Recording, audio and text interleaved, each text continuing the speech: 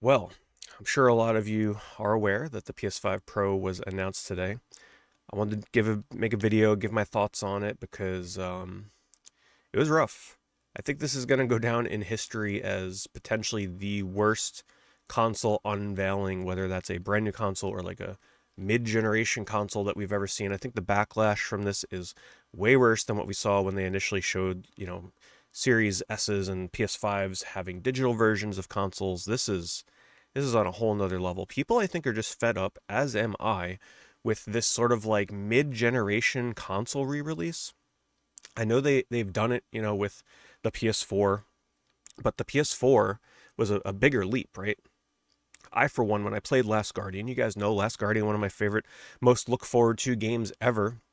I played it on my PS4, my base PS4. I didn't have a Pro yet. The Pro was out, but I'm like, hey, I could play it on the PS4, no problem. It lagged a lot. It had a lot of frame rate issues. I got the Pro. That thing, man, the huge improvement with the frame rate on Last Guardian, and then of course the jump to 4K. The PS4 Pro is a good, really meaningful upgrade for people that had a PlayStation 4, whereas the PS5 is already fantastic when it comes to performance. I was playing Astrobot. I beat it last night.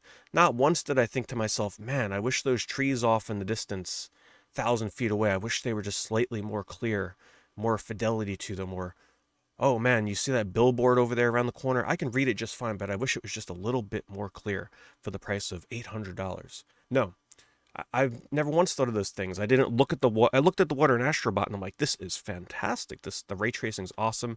Not once did I think, man, I wish that there was slightly more shimmer on the waves of the ray tracing. Like this console feels completely unnecessary, and I really wish we can go back to a time where a console released and then they just worked on releasing fun games, put their budget towards better games, faster development times, put all their money and efforts into the games and not so much these weird 3.5, 4 year later console re-releases that take a lot of steam. They take a lot of wind and steam away from the next console generation. What do I mean by this? I'm sure a lot of you remember how excited you used to get when a new console would be coming out, right? Because you were waiting 6, 7, 8 years or more to wait for the next console to come out. Like it was an event. And now with these new mid-generation console releases, it takes a lot of that momentum away from the next console. So like when the PS6 comes out, everybody's going to be like, well, we just had the PS5 Pro. I mean, how much better can the PS6 really be? And we're at that point where a lot of these consoles, the newer consoles, it's more and more minimal in terms of improvements from a technical side each generation. So when the PS6 comes out, if you're one of those people that bought a PS5 or heck even the Pro, like is it really going to be worth it? Especially if you bought a Pro, because then you're only going to be a few years out from when you just bought a PS5. So I really feel way less excited than I used to for new console launches. Don't get me wrong, I still get excited for new consoles coming out, but it just feels completely unnecessary to come out with one that has features that they could just save for the next console generation. I know why it is. It's a way for them to boost sales mid-generation. They got to try and stay competitive, right? Because they're not sure if like Microsoft is going to be coming out with something that might just like completely slam their performance. So like they've got to be developing these things so that they can stay competitive. But I'm not a fan. I am not a fan of this mid-generation shift. And the improvements that we saw on this PS5 Pro were laughable. It's one thing when they zoom in the screen and they put a microscope up to the background on a level to show you, like, look how much clearer and more crisp it is. But ask yourselves, when you're playing these games, do you even notice this stuff? Do you notice that the crowd in Ratchet and Clank is ever so slightly fuzzy on your TV? You really don't.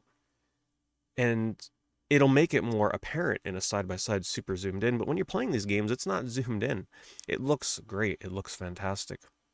Is it cool that you'll be able to play some games in 60 frames of 4K? Absolutely. I mean, that's cool, but is it nearly $800 cool? Because don't forget, this thing is launching digital only with a disk drive add on, which I'm telling you, I'm really scared about that because this means, in my opinion, I think the PS6 may actually be digital only. I think they're really going to focus very closely on the sales of that disk drive. So when they launch the PS5 Pro, say 3/4 of the people that buy a PS5 Pro uh, don't buy that disc add-on for $80. They'll look at that and be like, well, I guess it's time for the PS6 to go diskless because most people don't seem to want a disk drive.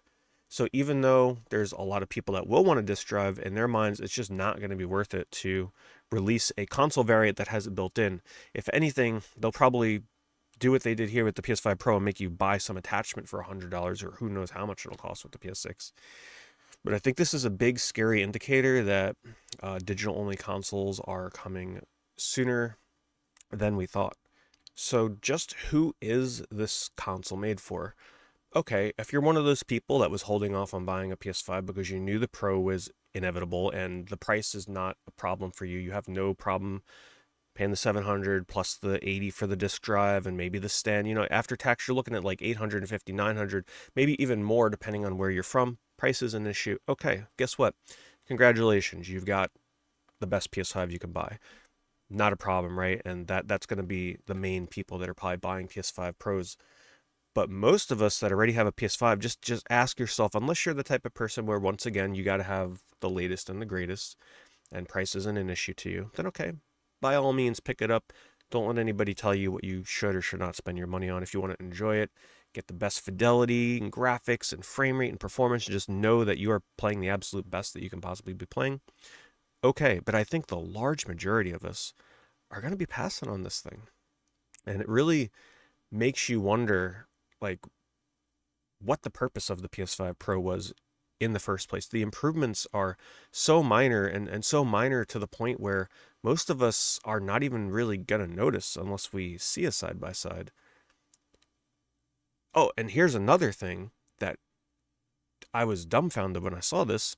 A list was released.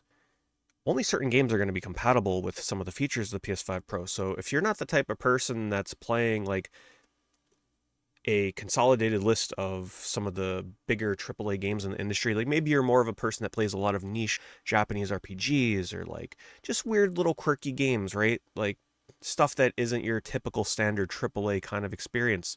Well, guess what? Most of those games, yes, some of them will take advantage of, 4K and 60 frames, but the catch is the developer, apparently from what I've read and seen, will need to update their game to support this stuff, and some games entirely have to opt into this and also apply a patch to take advantage of the other features of the PS5 Pro. So every single game, unless it is updated by the developers, so if it's a game that came out 4 or 5 years ago, towards the earlier days of the PS5 release, it may not be compatible really with the PlayStation 5 Pro. And I would do yourself a favor and take a close look at that list, because if there's not a lot of games on there you play, then you have no purpose to buy the PS5 Pro to begin with. I know there's going to be a lot of comments from people saying that, at this point, just get a PC. The money that you're going to spend on a PS5 Pro, why not just get a PC? And I want to kind of try and explain the other side to that as to why there will be people out there that just absolutely refuse to get a PC and stick with PlayStation 5 Pro. And that's because Sony knows that consoles like the PlayStation 5 and even Microsoft with the Xbox, PS5 Pro, Series X, whatever, it's essentially keeping up with decades of tradition at this point. They know that there's a lot of people out there that will absolutely refuse to ever migrate over to playing games on PC. PlayStation games, Xbox games, whatever have you.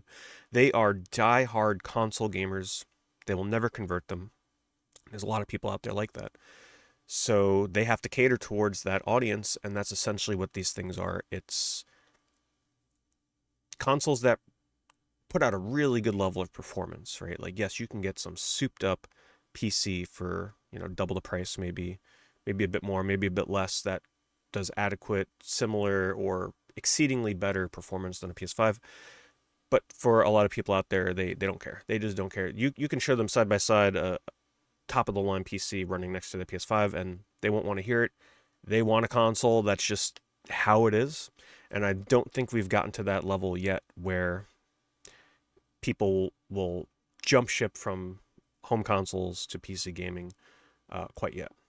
I think that bridge and that divide might help the gap a bit with releases of things like the Steam Deck. I think the Steam Deck is a really cool little way to kind of like introduce console gamers to the world of PC gaming and show them like, hey, check out Steam, look at how seamless this is, sort of like a gateway to get them into the world of PC gaming. I have opened up a lot over the recent years into PC gaming, in terms of playing more PC stuff, especially during October when I play a lot of horror games that are not available on console.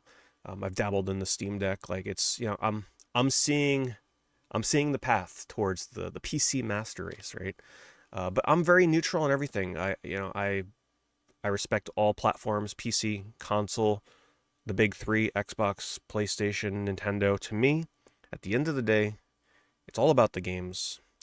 But it is really unfortunate to see such a divide happening in the console market space, right? Like seeing a console like the PS5 Pro come out and just seeing the complete distaste for this thing, it means that we're really heading in a weird direction for console gaming. And I just want to end this with saying, Nintendo, I really hope that their console announcement gives us an awesome price point, gives us an amazing array of new games to get excited over, because I think a lot of people right now are feeling a little down when it comes to the AAA space with how things are going with these quadruple A games that are just failing, and live service games. And now at the PS5 Pro, like, people are just getting fed up.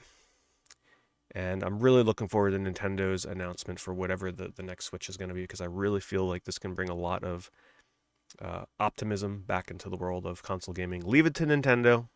As much as I hate on the performance of the Switch, because it's pretty outdated at this point, I gotta say, all the PS5 Pro announcement does for me, it just makes me more excited to see what's coming next from Nintendo. So let me know your comments below. I know this is a really heated and divided topic, but I am curious to see what you guys think. If you're picking up a PS5 Pro, don't be afraid to let us know down below. I'd actually be pretty curious as to why you're picking one up. Do you have a PS5 already? And why you're picking up the PS5 Pro? And don't forget, some of the features of this thing actually want you to have an 8K TV, 120 frames a second. So make sure you look into that before you buy a PS5 Pro, because your TV may not even support it right now. So food for thought. Thanks for watching, guys. I'll see you in the next video.